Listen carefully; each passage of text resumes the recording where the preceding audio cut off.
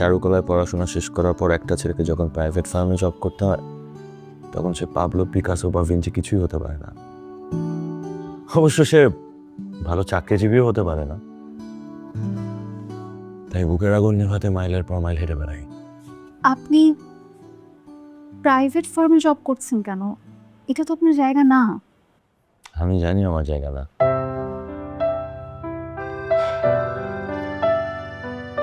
যে এই বাড়িটা দেখছেন না, যে বাড়িটাতে বসে আছেন, যে ফ্ল্যাটটাতে, এই ফ্ল্যাট আমার বাবা লোনের টাকায় কিনেছিলেন। আমার বাবা এই ফ্ল্যাটটা লোন করে কিনে মারা গিয়েছেন। তখন আমার মাত্র পড়াশোনা শেষ হয়, আমার বোনটার তখনও বিয়ে হয়নি। তো ফ্ল্যাটের লোনের টাকা শোধ করার সমস্ত দায়িত্ব আমার কাঁধেই এসে পড়ে। বোনটাকেও বিয়ে দিতে হয়, তাছাড়া মা আছে, মার দেখাশোনা করতে হয়, চিকিৎসার বিষয় আছে। অখ্যাত একজন চিত্রশিল্পী হয়ে এত টাকা উপার্জন করা আমার পক্ষে সম্ভব ছিল না, তাই বাধ্য হয়ে চাকরি নিতে হয়েছে।